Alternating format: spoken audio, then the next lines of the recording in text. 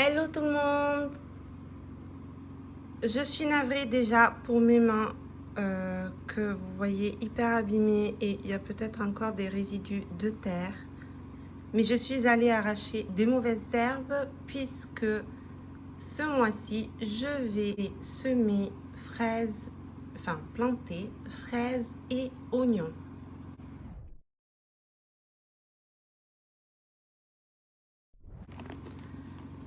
Rien de foufou cette semaine non plus au niveau du budget.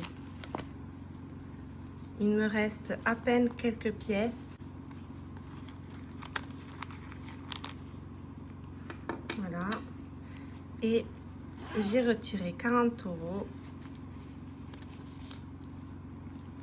que je vais mettre de suite dans les enveloppes pour cette semaine.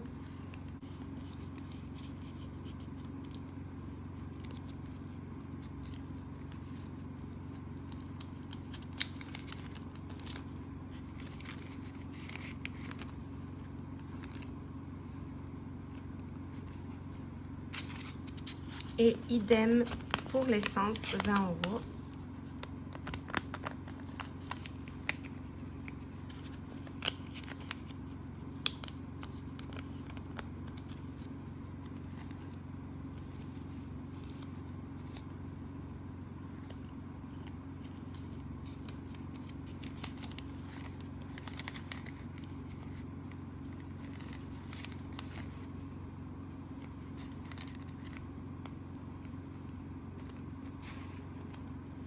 Voilà, les deux enveloppes pour cette 37e semaine de l'année sont faites.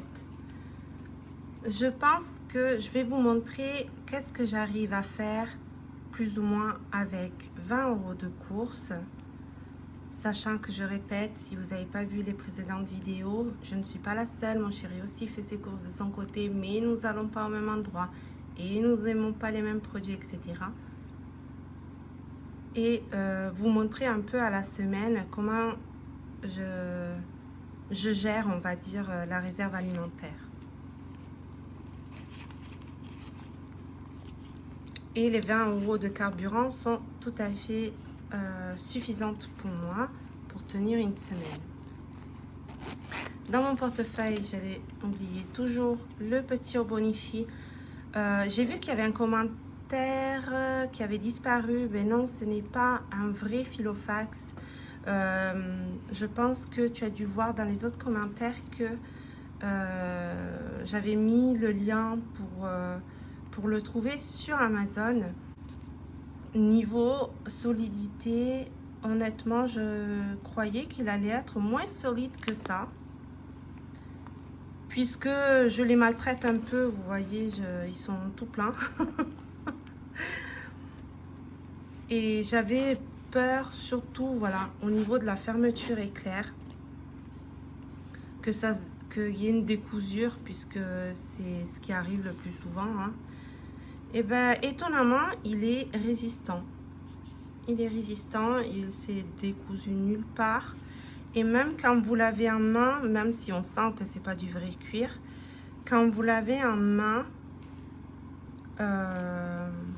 ben je sais pas. Je peux pas dire que c'est une superbe qualité, mais c'est pas non plus une mauvaise qualité, hein, au contraire.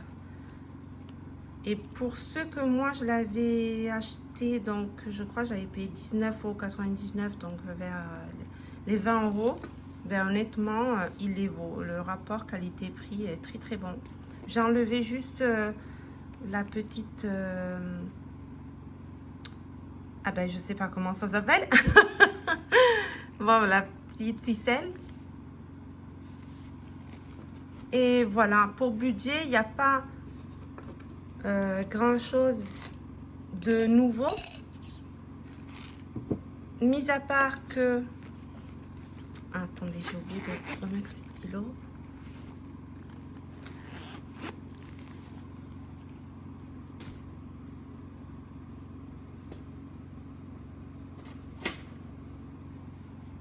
Mis à part deux choses. Premièrement, donc j'ai mis un peu à neuf le classeur que je vous avais montré. j'ai récupéré la petite pochette qui était dans le A7 du Filofax noir. C'était quoi, Midnight, je crois que c'était la collection. Donc en fait, j'avais oublié qu'il y avait 10 € dans la trésorerie. Donc ces 10 €, je les récupère. Hop. Et je vais donc les mettre, ça va être le premier billet dans ce classeur. Donc je commence par priorité, et dans priorité, il y a la trésorerie et le chauffe-eau. J'ai récupéré également dans tout ce que je mets de côté au fur et à mesure de tous mes achats papeterie que j'ai fait le long de l'année. Donc j'ai récupéré ces trackers là que j'ai aussi dans le petit c'est pas un classeur mais vous savez à spirale. Bon, je vais le chercher. Voilà. Hop. Donc j'ai enlevé le bloc-notes parce que je m'en suis servi et que j'ai oublié de le remettre. Donc je vous avais montré ça dans la précédente vidéo. Donc ce sont les mêmes trackers. Mais bon, aucun intérêt de vous en reparler puisque j'ai pas les sous pour remplir.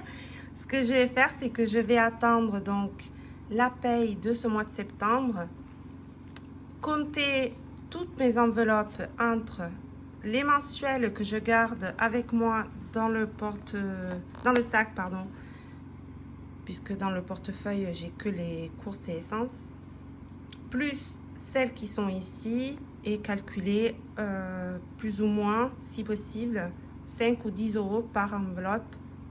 Et à chaque mois, je mets ces 10 €, etc., etc. Puis, je n'avais pas assez de trackers. Donc, tous ceux qui me restaient, que j'avais mis de côté parce qu'elles avaient une petite trace ou quoi, il ne m'en restait pas assez. Donc, j'ai fait de la récup. Je vais faire avec les moyens du bord, puisque c'est pas non plus... voilà, c'est juste un petit tracker. Donc, c'est pas grave que ça soit pas les mêmes. Mais pour en avoir un pour chaque enveloppe du classeur épargne. À savoir que je pourrais très bien m'en procurer, mais là, je vais recevoir ma dernière commande au Bonichi. Et après cette commande, il faut absolument que j'arrête d'acheter papeterie, puisque je réalise que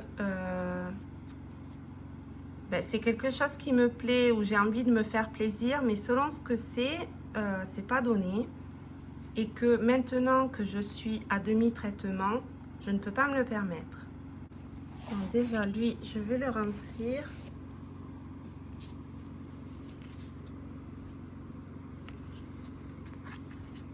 J'ai pas écrit toutes les catégories.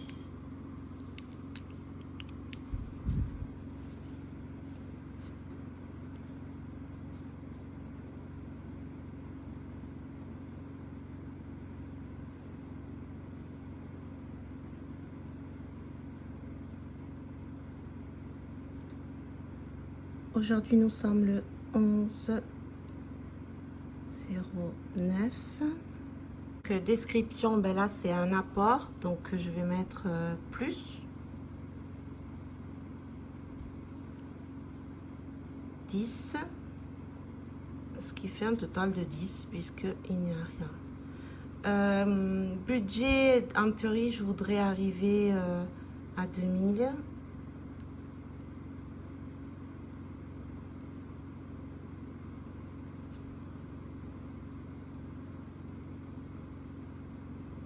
Voilà. Voilà, j'ai pas particulièrement de choses à écrire.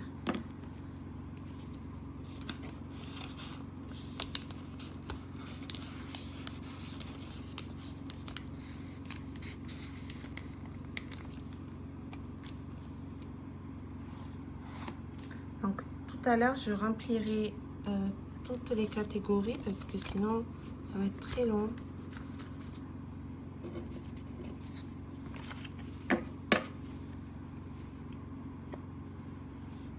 Mais bon, du coup, pour cette semaine, j'ai aucun reste à part 2 petites pièces. Donc, je ne peux remplir aucune autre enveloppe.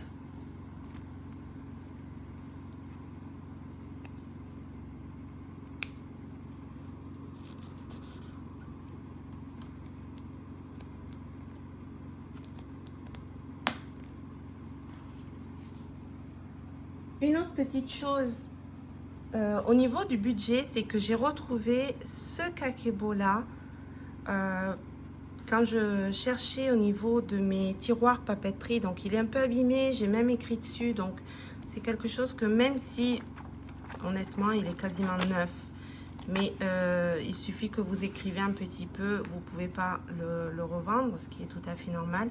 C'est pour ça que je l'avais gardé et je pense que ça va m'être beaucoup utile pour savoir comment je consomme. Et j'avoue que au départ, je me disais quel est l'intérêt de savoir comment je consomme puisque je consomme peu, je sais à peu près ce que je fais, etc. Mais oui, c'est vrai sans être vrai en fait. Et au final, je me rends compte que si j'arrive à être assez assidue semaine par semaine pour remplir correctement, vu que maintenant je garde les tickets justement pour les comptes, c'est chose que je ne faisais pas auparavant, ben, ça me permet même le fait de y passer du temps à y réfléchir dessus, ce n'est pas du temps perdu. Donc je vais reprendre ce petit kakebo là que vous pouvez tout à fait trouver sur en papeterie. Je sais pas s'il y en a à Cultura, il me semble que oui, ou sur Amazon, je sais pas. Enfin, moi je limite les achats Amazon honnêtement, mais vu que je veux pas trop sortir de chez moi.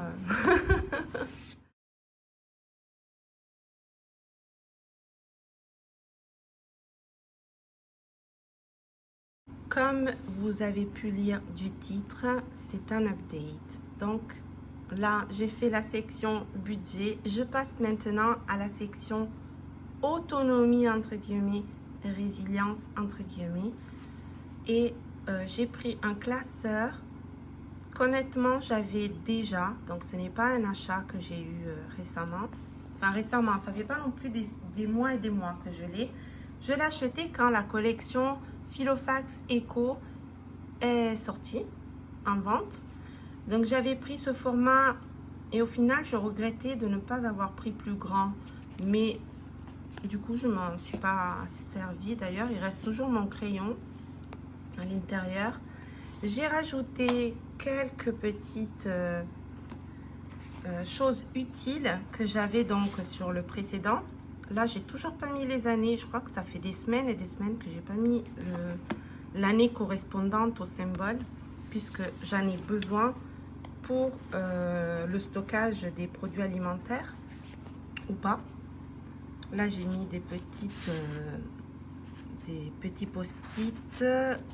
Ça, ce sont des petits stickers d'aide quand je fais les semis, etc. Le repiquage. Et ça, c'était les petits stickers qui allaient avec. Alors ça, par contre, je les ai pris récemment. Donc, pour l'instant, c'est tout neuf. Après, il manque une partie. Il manque... Regardez tout ce que j'ai. Il manque la partie que j'avais faite et que je compte bien entendu garder sur les besoins essentiels et comment y remédier, etc. Et du coup que ça comprend aussi le potager, les calendriers pour tout, hein, pour un peu tout, pour le stockage, pour la production, etc. Enfin, production, on dirait que je fais je sais pas quoi. Je produis très très peu dans mon petit jardin. Mais déjà, le peu que je produis, je suis contente.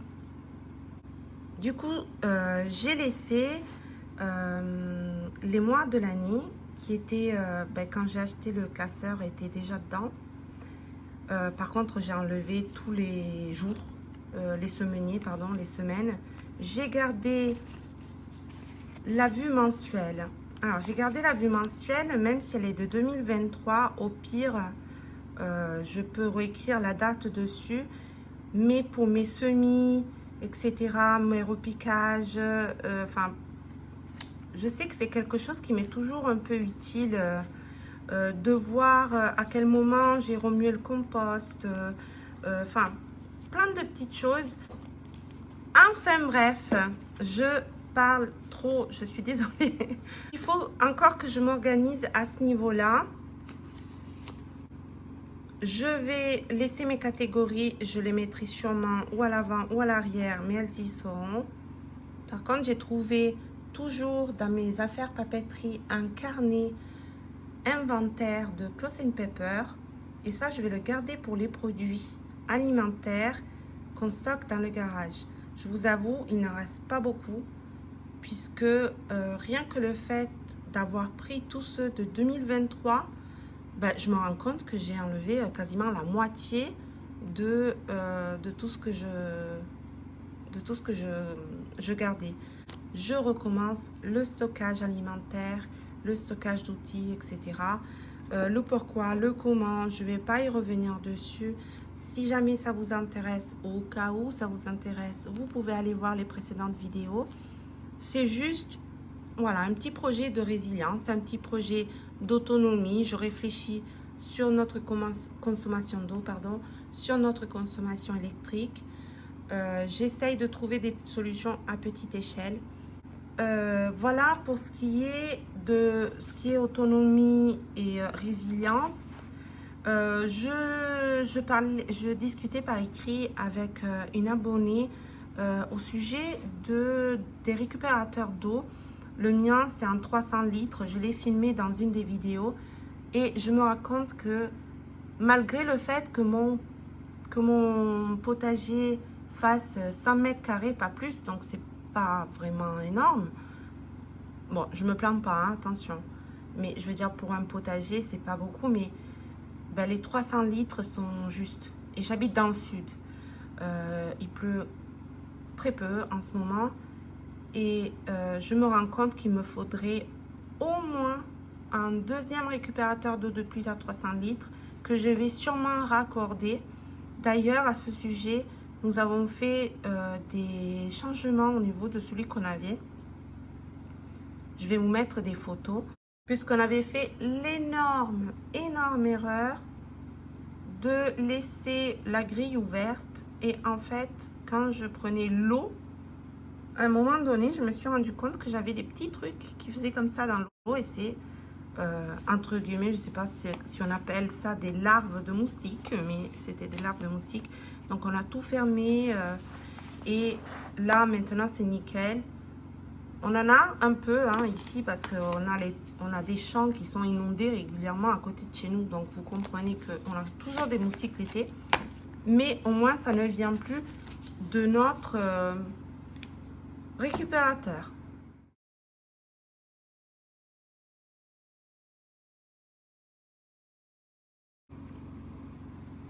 Je vais conclure cette vidéo avec la partie de reconversion professionnelle.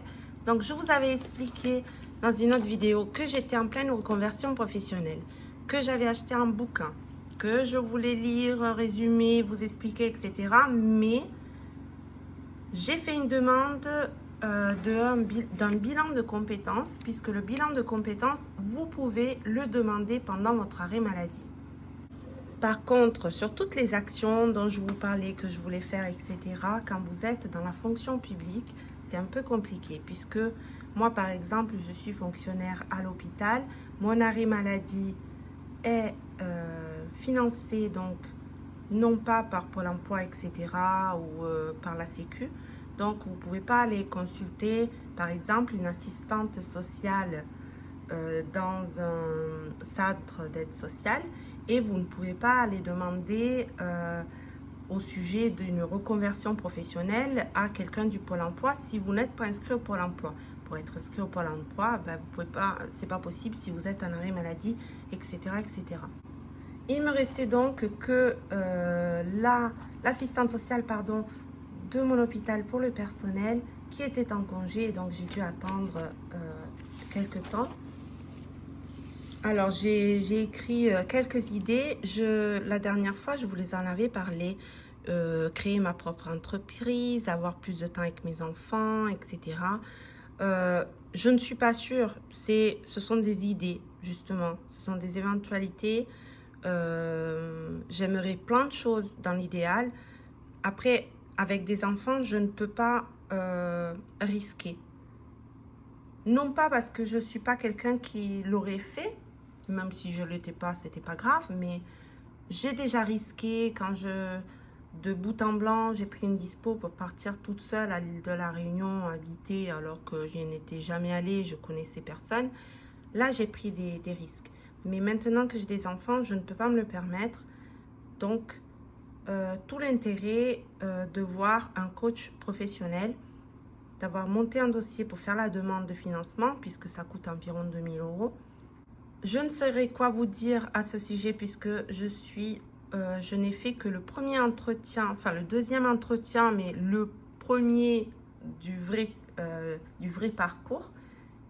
Et demain, j'ai le deuxième. D'ailleurs, je suis très mauvaise élève puisqu'il y a des exercices à faire, je ne les ai pas fait. Dans l'idéal, qu'est-ce que j'aimerais? Moi, j'aimerais une fourgonnette de livres qui se déplace dans les marchés, où je peux mettre voilà, à disposition des petites tables avec des petits parasols, offrir le café et des bouquins à lecture gratuite. J'adorerais faire ça. Mais est-ce que de ça, je peux y vivre? Ça, c'est un gros point d'interrogation. Les mots, des mots-clés, reconversion, changement, reconstruction, focus, reprise en main. C'est beaucoup de paroles, beaucoup de concepts. Mais pour l'instant, moi, j'ai besoin de plus de concrétisation, on va dire. Alors, attendez, ça, c'est tout ce qui est perso. Ça, c'est tout ce qui est pro. Je ne l'ai pas fait encore. J'ai fait que le perso, forcément, sur rêve, pas rêve, choses réalisables, choses pas réalisables. Ça, c'est le goal mapping. Donc, là aussi, j'ai mis des choses personnelles. Voilà, là je suis passée aux choses pro. Je mélangeais un petit peu, j'ai l'impression. C'est dommage, je reverrai un peu l'organisation. Ce qui est pratique avec ces carnets là, c'est que hop, si vous voulez déplacer une feuille, ça se fait très facilement. Donc voilà, et du coup j'ai des goal mapping. J'en ai fait un pour chaque sphère de ma vie. Alors, c'est vraiment général, ce que je vous dis, mais je l'avais déjà fait dans une autre vidéo, mais j'étais vraiment très mal à ce moment-là. Donc là, c'est maison, moi. Avant, pardon, il y avait travail. Chaîne YouTube, les finances, le social. Encore, ouais, je viens de mettre les travaux pour la maison. Je viens de le mettre en œuvre, donc il n'est pas complet. Là, j'ai fait septembre, donc je vous avais dit que ce carnet m'aurait accompagné jusqu'en décembre, c'est-à-dire jusqu'à ce que j'ai des feuilles. Puisque c'est des feuilles Cloth & Paper, je répète, je ne vais pas me mettre non plus à tout photocopier, etc. Puisque j'ai beaucoup de matos, je vais utiliser tout le matos que j'ai à la maison pour durer le plus longtemps possible. Et je suis sûre que si je n'achète pas des articles de papeterie, des agendas, des carnets, des cahiers, des stylos, des crayons, des tombeaux, etc., je suis sûre que je fais des économies. Ensuite, il y a les to-do list. Donc là, par exemple, alors, je me suis un peu foirée puisque j'ai déjà une catégorie pardon, une catégorie halo rendez-vous et en fait j'ai mis des halos ici. Bon, tant pis. Par contre, c'est pratique. C'est pratique pour pas perdre le fil ou pas perdre le cap comme vous voulez. Ben là, il y avait une petite partie de ce que je voulais vous dire. Donc moi, par exemple, mon comité médical, à l'époque, ça faisait 5 mois de retard. Là, on est à 7. L'assistante sociale était en arrêt, mais j'ai pu enfin l'avoir. Une rupture conventionnelle, ça va être vraiment le dernier, la dernière étape. Donc, je vais d'abord faire le bilan de compétences. C'est que je veux brûler un peu trop les étapes. C'est une erreur, ça, hein, mais ce que je craignais, c'était être licenciée par inaptitude. Mais ça ne vient pas comme ça. Et le fait de l'avoir qu'elle me dit ça, ça m'a rassurée. Et du coup, ben, voilà, je vis mieux la chose. Donc, comme je vous ai dit tout à l'heure, quand vous êtes en arrêt maladie, vous pouvez quand même faire la demande pour un bilan de compétences. Vous choisissez donc après un coach pro. Vous pouvez en voir 1, 2, 3, 4. Généralement, on vous conseille d'en voir plusieurs. Et après, vous contactez. Quand vous avez contacté votre pôle formation, la personne qui a en charge l'évolution professionnelle des agents vous donne les volets à remplir, vous faites remplir, vous faites la demande et vous aurez une réponse. En tout cas, dans mon cas, ça a été très rapide.